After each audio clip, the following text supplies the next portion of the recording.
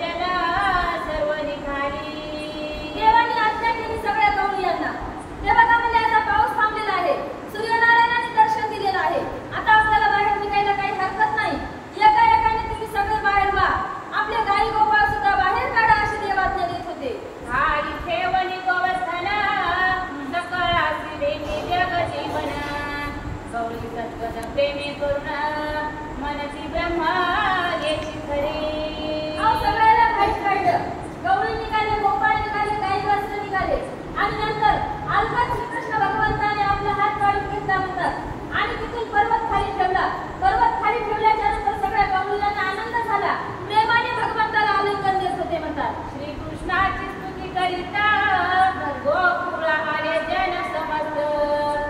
गोकुळ देशेचे संचरे स्वस्त नाही विपरीत कोठेही. आता तिथे काम झाले म्हणतात. सगळे दर्शन झालं, पूजा झाली आणि लगेच गावाकडे निघाले. आपल्या गोकुळामध्ये आल्याच्या नंतर बघतात तिथे गोकुळाला तिळमात्र सुद्धा धक्का लागलेला होता. जशा पूर्ववत घरं होते तशा प्रकारे जशाच्या तशा सगळ्या गवळ्यांचे घर सगळ्या गवळ्याला दिसलेले आहेत म्हणतात. विमानी पाणी पुरंदर गोकुळ गजबजली समग्र. गाई गोपाळ सर्वत्र आठी आनंदी क्रीडती. आता अभिमानी इंद्र विमानारूढ झाला आणि गोकुळावरून आपलं विमान नेत होता.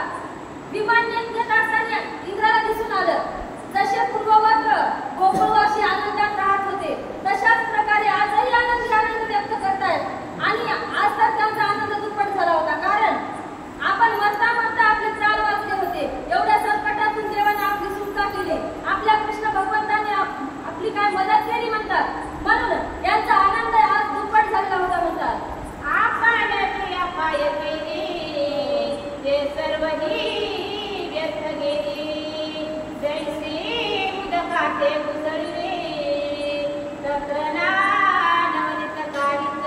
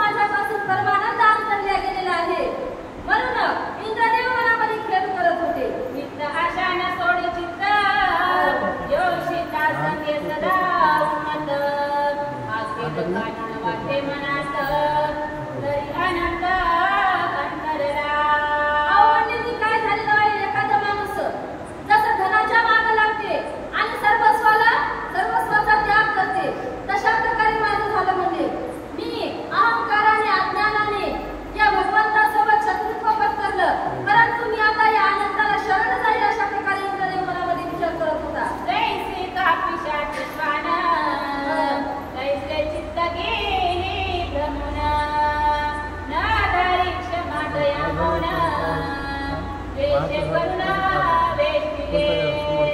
म्हणजे कशा प्रकारे एखादं पिसाळलेलं कुत्रा असतं ना, त्याला कळत नाही रस्त्यानं चाललो की फुपाट्यानं चाललो काट्यानं चाललो, तशा प्रकारे माझं मन झालं म्हणजे. आणि मी काय केलेलं आहे, देवाचा प्रेम न धरता देवाविषयी मी देवाचा द्वेष केलेला आहे आणि देवाला अंतरलेलो आहे असं मनामध्ये वेळोवेळा इंद्रदेव दुःख करत होते. धरिता योग्यता अभिमान सत्संग नावडे मनातून चित्ता होते कुतर्क घेऊन तरी हरिचरण अंतरले. मनामध्ये एखाद्यावर वाईट वासना निर्माण झाल्याच्या नंतर माणसाला दुसरं काही सुचत नाही म्हणतात, तो त्याच्याच मागे धावत असतो. कशा प्रकारे माझ्या मनामध्ये सगळी काही वाईटच भावना आलेल्या होत्या, देवाविषयी प्रेम अजिबात आलेलं नव्हतं आणि म्हणून मी या सागरामध्ये बुडालेलो आहे. अशा प्रकारे इंद्रदेव खेळ करत होते. चित्तीन बैसे सदा भक्ती कैचित दीक्षा उपरती विरक्ती ऐशा अनुतापी अमरपती सकल चित्ती जाहला. म्हणजे माझ्या मनामध्ये भक्ती का उपजली नसेल देवाविषयी, असा द्वेष का माझ्या मनामध्ये आला असेल. म्हणून या इंद्रदेवाला आता खूप दुःख होत होतं आणि या दुःखामध्ये इंद्रदेव होरपळत होता म्हणतात. ब्रह्म ऋषी भृगुदेव गण नारद कुंभर मरुदन संगे घेऊन शचिरमन साहिला शरण श्रीकृष्णा. आणि म्हणजे आपल्या अमरावतीमध्ये आपल्या स्वर्गामध्ये जेवढे ऋषी होते, मरुदगण होते, इंद्रदेव आणि नारद महर्षी यांना सोबत घेऊन इंद्रदेव आता काय म्हणजे गोकुळामध्ये देवाला शरण जाण्यासाठी निघाले होते. कारण इंद्रदेवाची एकट्याची जाण्याची तिथे ताकद नव्हती. आपण असं आधी काय केलेलं कार्य इंद्रदेवाला सहसा एकट्याने जाणं तिथे बरोबर वाटत नव्हतं. देवाची त्यांना भीती वाटत होती म्हणून त्यांनी सगळा समुदाय आपल्या सोबत घेतलेला आहे म्हणतात. अष्टवसु अष्टनायिका किन्नर गंधर्व गाठी देवा वाद्यांचा धडाका चतुर्विध प्रकारे. आणि इंद्रदेव तिकडे जात होता, कसा जात होता म्हणतात, वाजत गाजत अष्टनायिका नृत्य करीत होत्या आणि गंधर्व गायन करत होते म्हणतात. रंभा उर्वशीचं नृत्य चालू होतं. असा गजर समुदाय घेऊन इंद्रदेव गोकुळाकडे निघाला होता. राणी विमानाची दाटी वज्रासमी पोकरे भूतळवटी दोघाही सारित जगजेती गोपाळ समवेत आनंदे. आणि एवढ्या आनंदाच्या गजरामध्ये आपल्या हातामध्ये वज्र धारण करून ऐरावत हत्तीवर स्वार होऊन इंद्रदेव भूतलावर आले होते. सगळे देवता होते आणि त्यावेळेस श्रीकृष्ण भगवंत गोवर्धन पर्वतावरच आपल्या गायी चालत आपल्या संगड्यासमोर तिथे उपस्थित होते म्हणतात. देवोनिया पुराण पुरुषा कनकदंड पडे जैसा साष्टांग पृथ्वीवरी तैसा इंद्रे घातला नमस्कार. आणि एखाद्या महात्म्याला बघितल्याच्या नंतर एखाद्या सामान्य जीवाची जशी अवस्था व्हावी तशा प्रकारे या देवाला कृष्ण भगवंताला बघितल्याच्या नंतर इंद्रदेव कसा झाला होता म्हणतात आणि साष्टांग नमस्कार त्यांना करत होता. इंद्र आला कृष्णासी शरण पहावया धावती गोकुळी जन मनतीने पूर्ण ब्रह्म सनातन मेनू आम्ही काहीच. सगळ्या गवळ्यांना समजलं, ही बातमी लागली की वृंदावनामध्ये इंद्रदेव श्रीकृष्ण भगवंताला शरण आलेला आहे. म्हणून सगळे गोकुळवासी तिथे आले आणि आल्याच्या नंतर म्हणत होते, आम्हाला माहित नव्हतं की एवढा अधिकार श्रीकृष्णाचा आहे की आम्हाला अगोदर आम्ही माहितच करून घेतलेलं नव्हतं, असे गवळी बोलत होते.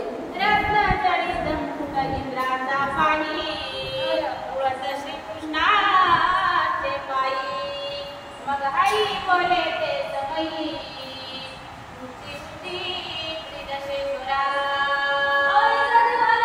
आला तसा साष्टांग दंडवत कृष्णाच्या पायावर लागतो म्हणतात आणि त्याचा तो रत्न जडित मुकुट होता, हिरा माणिकांचा मुकुट होता, साधारण नव्हता. त्याच्याकडे 22 अधिकारी म्हणजे 22 पद होते असा इंद्रदेव होता आणि त्याचा मुकुट देवाच्या पायावर लोळत होता. लोळत असल्याच्या नंतर कृष्णाला दया आली आणि इंद्रदेवाला आपल्या हाताने उठवून काय बोलत होते, व्यर्थ भेटलास्याभिमाना घास या तुषची रमना तुझही आठवण दिदली जाना सावध ये कोणी परतावे.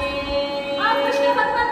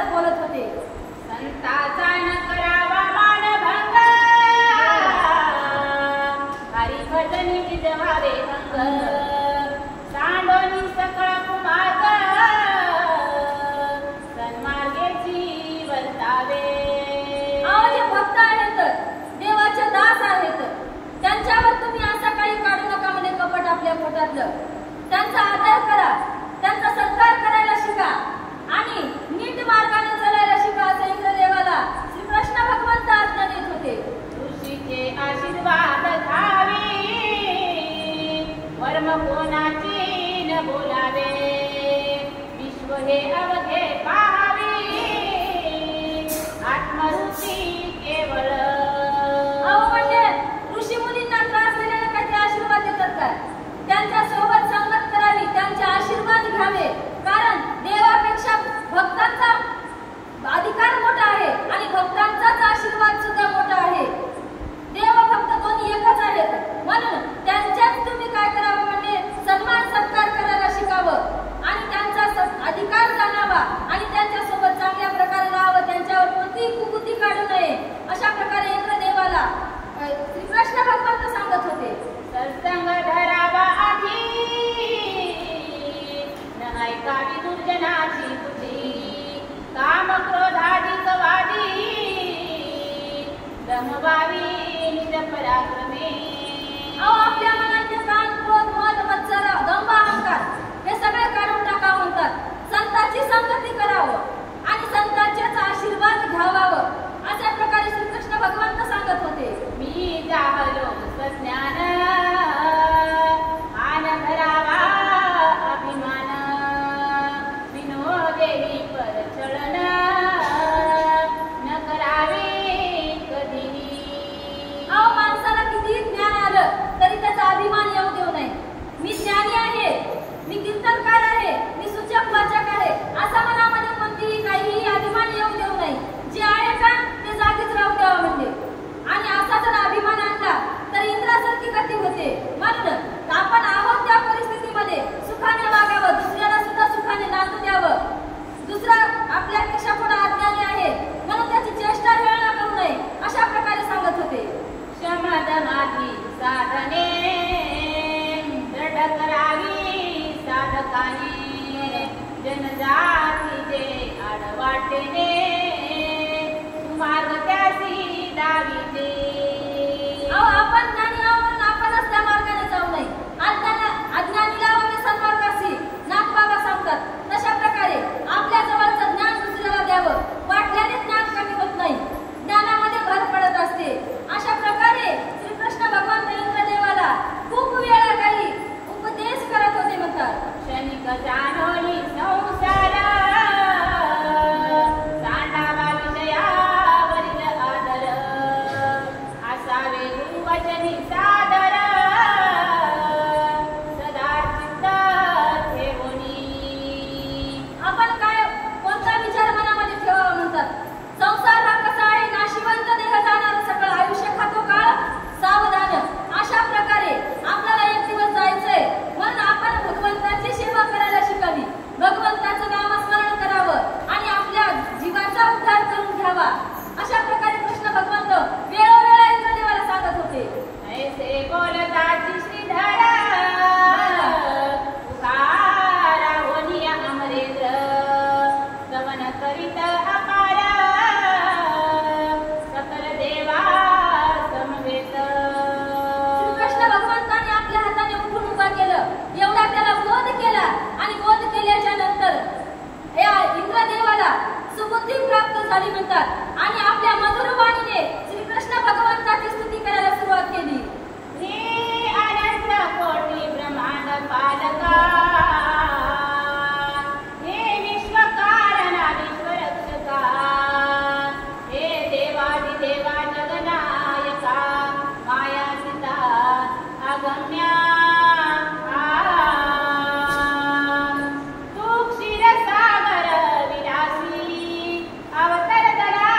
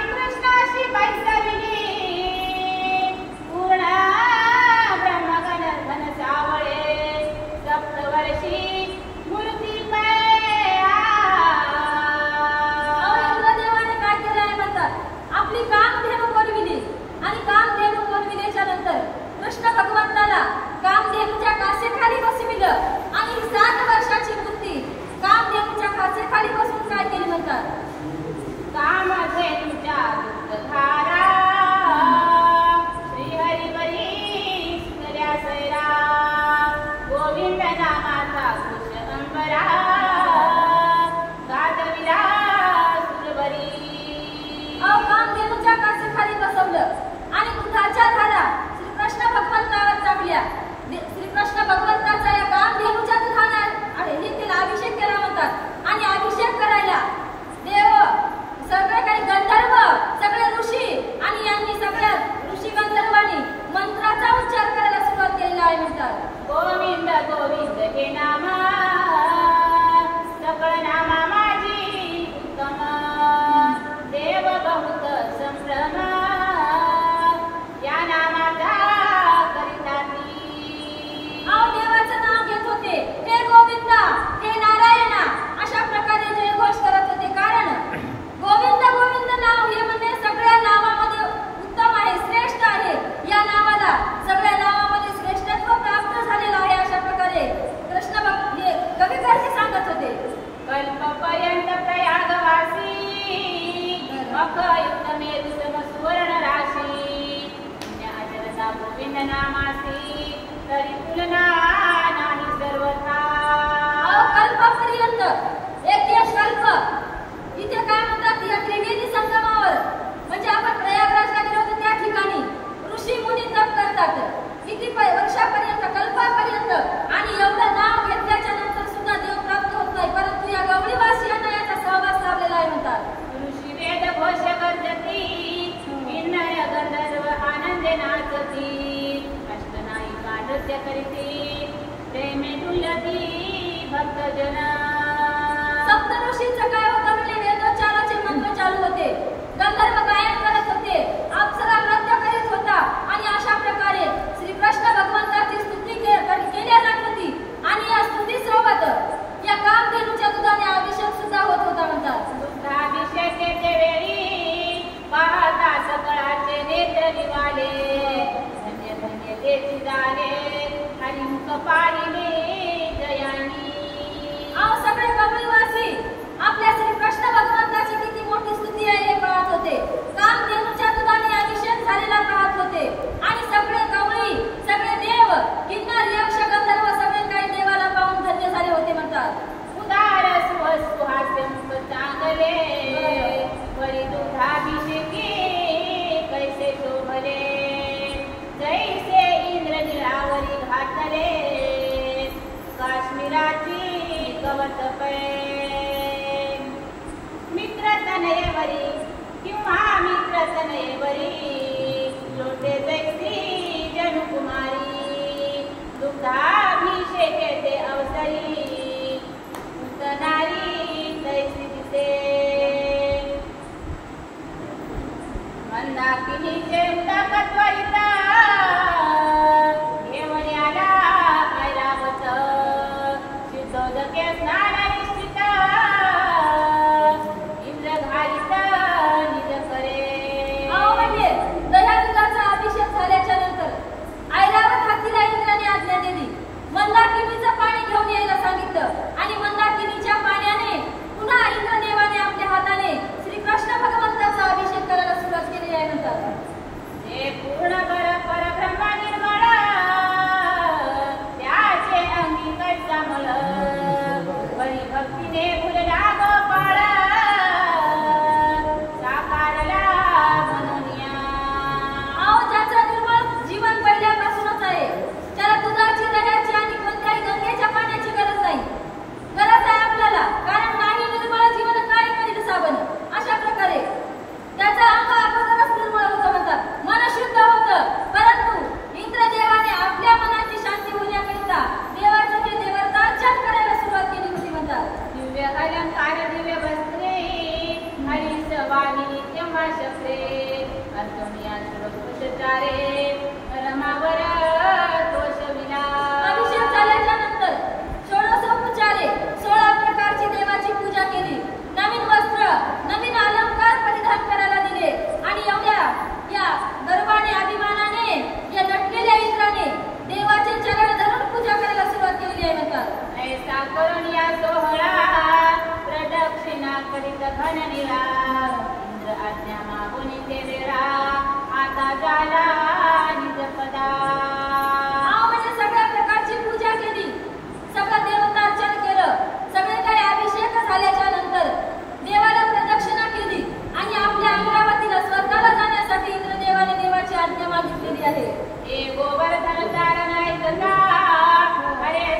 संकट दुःख वासा ब्रह्मानंद पतये हाता श्रवण करिता भावाचे. आणि ज्याने गोवर्धन पर्वताचं रक्षण केलेलं आहे, ज्याने गोपवासरांचं गायींचं रक्षण केलेलं आहे, सगळ्या गवळीयांचं रक्षण केलेलं आहे, अशा वैकुंठ नायका आम्हाला आता आमच्या स्वस्थानाला जाण्यासाठी आज्ञा द्यावी अशी विनंती इंद्रदेव करत होते.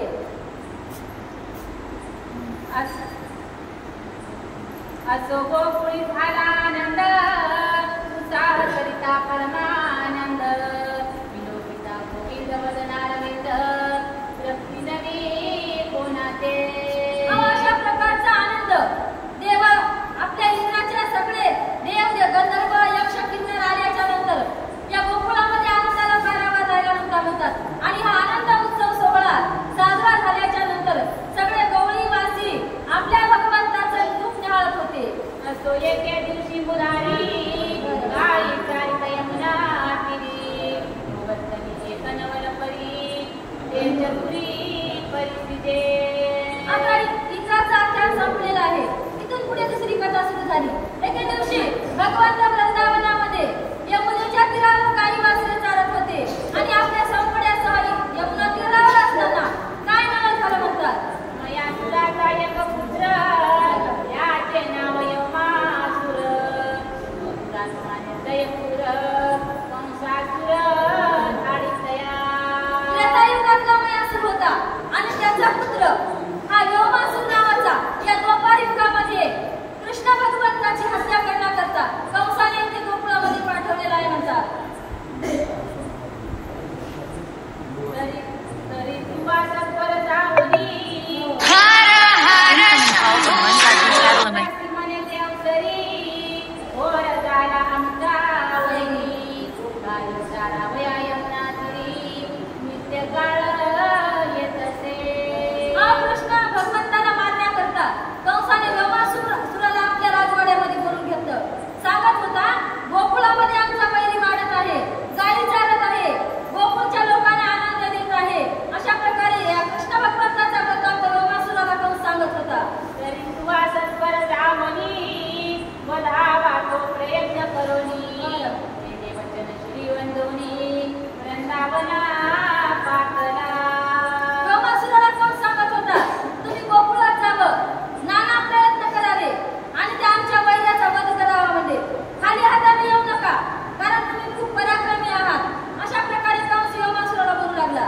तेने गोपाळ रूप धरोनी मिळाला कृष्णता साथ येऊनी जैसा दांभिका चार दामुनी मैंदेमाना मोडित.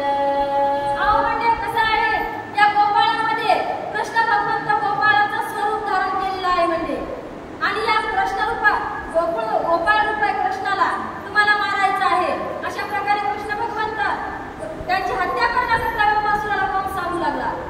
की करू वृंदावन जैसे वरी शोभिवंत दिसे ती फिरालक शांत बैसे मुशका लागी जपतची. म्हणजे कसं असते कडू इंद्रावर दिसायला वरून सुंदर दिसते, हिरवगार, त्याच्यावर पट्टे पट्टे आत पाठी पाहिलं तर कसं असते कडू झालं असते. तशा प्रकारे किंवा एखाद्या मांजराला उंदराला पाहिल्याच्या नंतर बोका जसा टपून बसतो केव्हा उंदीर येतो आणि केव्हा मला शिकार भेटते, तशा प्रकारे कंस या यमासुराला सांगत होता. असुर हरिस म्हणे ते समयी गोप वाचोनी तो ठाई वागते गिलवलानी फेरू म्हणे कृष्णा ते. कृष्ण यमासुर या गोपाळामध्ये सुद्धा आलेला होता म्हणतात. गोपाळाचं रूप धारण केलं होतं यानं आणि गोपाळाचं रूप धारण करून कृष्ण भगवंताला म्हणत होता आपण काय करू म्हणजे आरती घेऊ आणि आपण एक खेळ खेळू, हे गाई मेंढीचा खेळ. अशा प्रकारे हा यमासुर या कृष्ण भगवंताला बोलत होता. आपण वाघ झाला शिबिरी गोपाळाशी घेवनी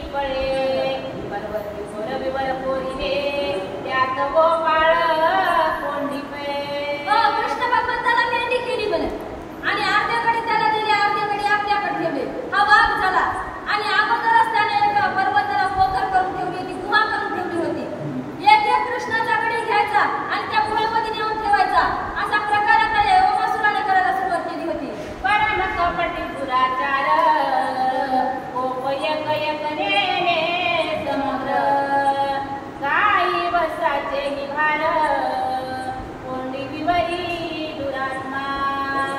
हा कपट रूपाने खेळत होता आणि कृष्ण भगवंताच्या मनामध्ये कोणतंही कपट नव्हतं किंवा त्याने याचा विचार सुद्धा केलेला नव्हता. हा कपट करायचा. त्याचा सगळे एक एक गाई वासरं त्याच्या जेवढे गडी होते त्या कृष्णाकडचे तेवढे गडी घेतले आणि या पर्वताच्या दरीमध्ये एक एक एक एक नाव ठेवलेले आहेत म्हणतात. गाई गोवळलेले समस्त एकलाची राहिला नमानाथ. घटस्थ चौकडे विलोकित मने विपरीत केले निपय. या योगासुराने गाई ठेवल्या नव्हत्या, वासरं ठेवले नव्हते आणि कृष्णाचे गडी सुद्धा ठेवले नव्हते. एक एक एक एक सगळे करून त्या भुयारामध्ये नेऊन ठेवले आणि नेऊन ठेवल्याच्या नंतर कृष्ण भगवंताने बघितलं तर आपला गडी नाही, गायही नाही आणि वासरूही नाही. ते बघितल्याच्या नंतर कृष्ण भगवंत मनामध्ये विचार करत होते. भक्ताकारणे चक्रपाणी चौकडे निंदे रानुराणी. महापर्वत करीते क्षणी मोक्षदानी पाहत असे. अहो गोपाळ नाहीत, आपले भक्त दिसत नाही, गायी दिसत नाहीत, वासरं दिसत नाहीत. म्हणून त्यांना शोधण्यासाठी श्रीकृष्ण भगवंत दरीत पाहत होते, आपल्या दाट जंगलामध्ये जाऊन पाहत होते किंवा पाण्याच्या जवळ जाऊन पाहत होते. इतस्ततः कोठेही त्याला एकही गोपाळ गाय किंवा वासरू दिसलेलं नाही म्हणतात. मग मुरली स्वरे वनमाळी गाई पाचारित दयवेरी. गंगेच्या नवी विमलती सकळी या वेगी धावनिया. अहो काय झालं म्हणतात, असं पायानं चालून श्रीकृष्ण भगवंत खूप जमले परंतु एकही त्याला कोणी सापडलेलं नाही म्हणतात. मग काय केलं, आपण ज्याप्रमाणे दररोज आपला पावा वाजवून आपल्या गायी जमा करतो तशा प्रकारे त्याने पावा वाजवायला सुरुवात केली आणि पाव्याच्या नादामधूनच गंगा गोदावरी असे गायींचे जे नाव होते त्या नावाने त्या गायींना उच्चार करायला सुरुवात केलेली आहे म्हणतात. भाव घेऊन गंगते वैतरणी वेणी पिनाकी पयोष्णी. नर्मदे सरस्वती कृष्णे वेणी ओढे मंदाकिनी या वेगे. जेवढी नद्यांची नावे होती तेवढी यांच्या गायींची नावे होती. हे तुंगभद्रा, हे गोदावरी, हे मंदाकिनी, हे पिनाकिनी अशा प्रकारे नाना प्रकारची नावे घेऊन कृष्ण भगवंत आपल्या पाव्याने या गायींना बोलवत होते म्हणतात. देवातापी भोगावती प्रवरे चंद्रभागे पूर्णावृती. कावेरी प्रसिद्धी सावित्री सती या वेगे सत्वर. पंढरपूरची चंद्रभागा, सरस्वती, गोमती अशा प्रकारच्या अनेक नद्यांची नावे श्रीकृष्ण भगवंत घेत होते म्हणतात. वर्णमुखी ताम्रपर्णी तुमाने तुमाने पयोष्णी. तुंगभद्रे सुवर्णदके यक्षिणी धाव आता सत्वर. तव त्या पर्वताचे अंतरी गाई अक्रदंती एकसरी. खावे खावे कामुरारी सोड विथळ करी येतोनिया. श्रीकृष्ण भगवंताचा पावा या गायींच्या कानावर गेला म्हणतात आणि गायींच्या कानावर गेल्याच्या नंतर या पर्वताच्या दरीमधून या गायींनी आक्रोश करायला सुरुवात केली.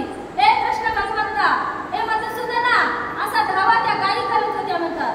पुरणीश्वरे गोपाळा हळवीतसे सावळा. यारे यारे मने सकळा माणुकाला हाताची. अहो इतका वेळ काय झालं होतं, गायींची नावे घेत होता. आता गोपाळांच्या नावाने श्रीकृष्ण भगवंताने पावा वाजवायला सुरुवात केली. हे गोपाळांनो, हे माझ्या मित्रांनो, लवकर या म्हणजे दुपारची वेळ झालेली आहे, आपल्या जेवणाची वेळ झालेली आहे, आपला गोपाळकाला करायची वेळ झालेली आहे. आता आपल्याला जेवण करायचं, तुम्ही लवकर या अशा प्रकारे कृष्ण भगवंत पाव्यामधून सूर काढत होते. पडद्या सुदाम्या वाकड्या ओढणील्या सुंदर्या रोकड्या. वाल्या फुल्या बोगड्या वेड्या बागड्या समंगडे तुम्ही. तुझ्या मोठ्या रोडक्या कान्हा सफळ सफळा वेद कारण्या. विमळ सगुणा सगुण ज्ञाना प्राण सखे हो या वेगी.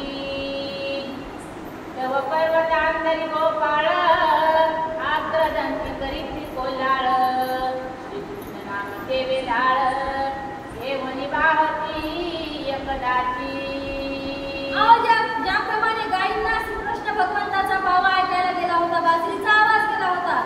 तशाच प्रकारे गोपाळानं सुद्धा केला.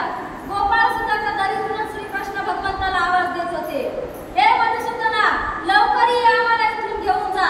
अशा प्रकारे कृष्ण भगवंताची प्रार्थना आता गोपाळाने करायला सुरुवात केली आहे. म्हणतात, धाव आनंद गंगा गोविंदा, हे कमळ पात्राक्षा उदरा मुकुंदा, सगुण निर्गुण ब्रह्मानंदा, स्वानंद बोधा अद्वया. गोपाळ म्हणत होते, तू कसा आहेस? कलवाळू आहेस, कृपाळू आहेस. अरे तू लवकरात लवकर ये, इथून आमची सुटका कर. अशा अनंत नावाने श्रीकृष्ण भगवंताचा धावा गोपाळ करत होते. कोंडिलो संसार पर्वतीया, पडिलो जन्म मरण विषयावरती, सापडलो अहंकार दैत्याचे हाती, मनोनी वाहतो कृष्णा तुझी. अहो, ही ओवी आपल्यासाठी आहे. आपण संसारामध्ये सापडलेलो आहे, आपण भवसागरामध्ये सापडलेलो आहे. गोपाळ तर त्याचे भक्त होते, त्याच्या सहवासात राहणारे होते, परंतु ते आपला धावा आहे असं कवी कवी सांगत आहे. मग तो भक्त कैवारी श्रीधरा, मुखावाटे काढून चक्र, पर्वत फोडिला सत्वर, ओ गोपवसे सोडविली. आपल्या भक्तांचा, त्या गायींचा, वासरांचा धावा ऐकला कृष्ण भगवंतानं आणि आपल्या तोंडामधून फुंकर मारली. फुंकर मारल्याच्या नंतर एवढं वारं सोडलं, अशा प्रकारे तुंबळ वारं सोडल्याच्या नंतर पर्वताचं पीठ झालं म्हणतात. आणि त्या पर्वतामधून, त्या गुहेमधून गायी, गोपाळ, वासरं सगळे काही श्रीकृष्ण भगवंताने बाहेर काढलेले आहे. तव प्रळय हाक देवनी, व्यामासुर धावे तत्क्षणी, अति विशाळ अपसरोनी, ग्रासीन मने हरिते. यानं गायी, गोपाळ, वासरं सगळे सोडल्याच्या नंतर त्या राक्षसाला राग आला म्हणतात. मोठ्यानं हाक मारली, ए कृष्णा म्हणजे, आता मी तुला जिवंत सोडणार नाही, नक्की तुझा मी प्राण घेईल. अशा प्रकारे हाक मारून त्या राक्षसाने विशाळ रूप पसरलेलं आहे. आता मी तुला सगळ्याच्या सगळ्या गिरीन म्हणले. परम पुरुषे भक्त वसले, चक्रे कंठनाळ छेदिले, योम पंथे उडविले, योमासुराचे शिरपे.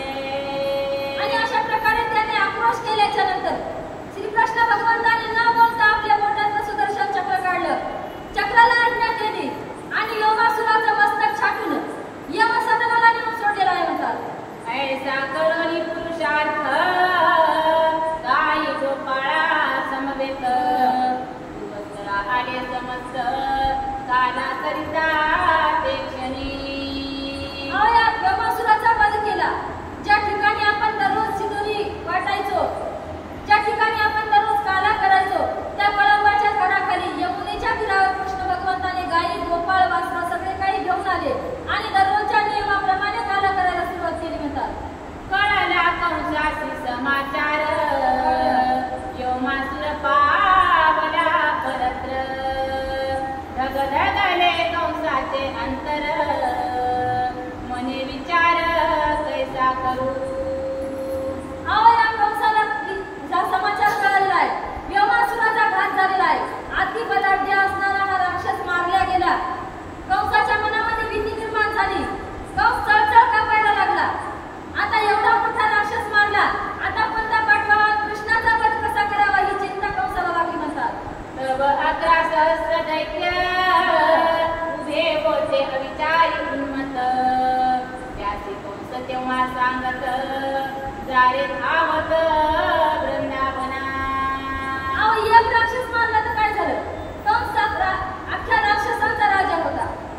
एक राक्षस मारला म्हणून कंसाने 7 वर्षाच्या कृष्णाला मारण्यासाठी 11,000 राक्षस पाठवले होते. म्हणतात, आणि सांगत होता वृंदावनात जायचं आणि कृष्णाचा निपात करायचा अशी आज्ञा कंस त्या राक्षसांना देत होता. एक गोरा एक सावळा, दोघा धरणी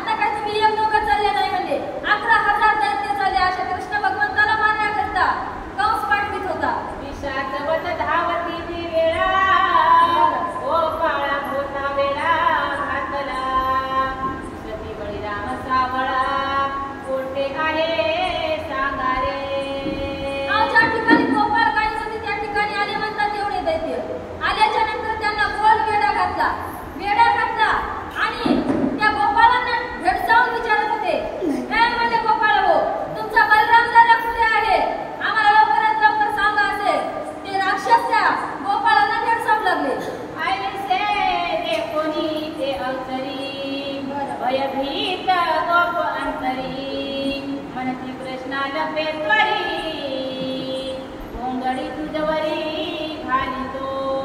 11,000 दैत्य पाहून गोपाळाला चळकाव सुटला. आता काही आमच्या कृष्णाला आणि बलराम दादाला सोडणार नाहीत म्हणले. एक सावी जळमळली तर आपल्याला भीती वाटते. तिथं 11,000 संख्या, ते बी अखंड असुरांची होती. कृष्णाला म्हणत होते गोपाळ, ए कृष्णा, आता तू वर तोंड काढू नको म्हणजे ही काळी घोंगडी तुझ्यावर झाकून ठेवतो, तू लपून बस. ते तुला सोडणार नाही, तुला घेऊन जाशील. अशा प्रकारे त्या गोपाळांच्या मनामध्ये भीती वाटत होती. तुझं लागे घरवणी नेती आम्ही जैसे जावे गोकुळाप्रती. हरी म्हणे रे काही चित्ती घेऊ नका सर्वथा. आणि कृष्ण गोपाळांना सांगत होता, तुम्ही घेऊ नका म्हणजे. परंतु गोपाळ म्हणत होते, हे तर तुला नेल्याशिवाय राहत नाही. आणि तुला जर नेलं तर आम्ही रिकाम्या हाताने गोकुळात कसं जायचं आणि घरी जाऊन काय तोंड दाखवायचं. असं या गोपाळांना सुद्धा भीतीच वाटत होती. परंतु कृष्ण भगवंत बोलत होते, तुम्ही चिंता करू नका म्हणजे. तुम्ही कसे राहा, निवांत राहा. अशा प्रकारे कृष्ण भगवंत त्यांना आधार देत बोलत होते. मग श्रीकृष्ण म्हणे तयाते होण्या पुरुषे धाडिले तुम्हाते. ती म्हणती कौसम कौसम वयाते धरू तुम्हासी पाठविले. कृष्ण भगवंत दिले नाहीत. त्या दैत्यांना विचारत होते, तुम्हाला इथे कोणी पाठवलं म्हणजे. मला मारायला, बलराम दादाला मारायला. असं बोलल्याच्या नंतर त्यांना उत्तर देत होते, अहो म्हणजे आम्हाला कंस राजाला पाठवलेलं आहे आणि तुमच्या दोघांना मारायचं, नाही मेले तर धरून न्यायचं अशी आज्ञा आम्हाला कंसाने दिलेली आहे म्हणत होते. ऐसे ऐकोनी ते गदगदा हसीचे गोपाळे म्हणे कोणते मूर्खत्व केली इतके पाठविले कासया.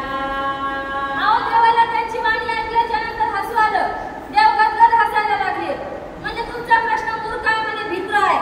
कारण आम्ही तर 7-7 वर्षाचे बाळ आहोत आणि 11,000 दैत्य आम्हाला दोघांना पाठवले न्यायला. किती मूर्ख असेल म्हणजे तुमचा कंस राजा, किती भित्र असेल. अशा प्रकारचं नवल या कृष्ण आणि बलराम या कंसाचं मांडलेलं आहे म्हणतात. आम्हा दोघांशी हे जण नेतील कडेवर घेऊन व्यर्थ आले ती धावन जा परतोन सर्वही. आमच्या दोघांना न्यायला एवढ्या जणांची काय गरज आहे म्हणजे. दोघा जणांना आमच्याकडे उचलून घ्यायचं. बाकीचे तुम्ही जा की म्हणजे गोकुळ कंसाच्या तिकडे मथुरेला. एवढे जण कशाला तुम्ही बेजार होता. उगीच की बेजारी. 2च माणसं बस झाले म्हणजे तुमचे 2 दैत्य आम्हाला दोघांना कडीवर घेतील, बाकीच्या नाही तर थांबू नका. अशा प्रकारे कृष्ण भगवंत बोलत होते. दोघे जणे ते राहावे आम्ही जेवण येतो तयासवे.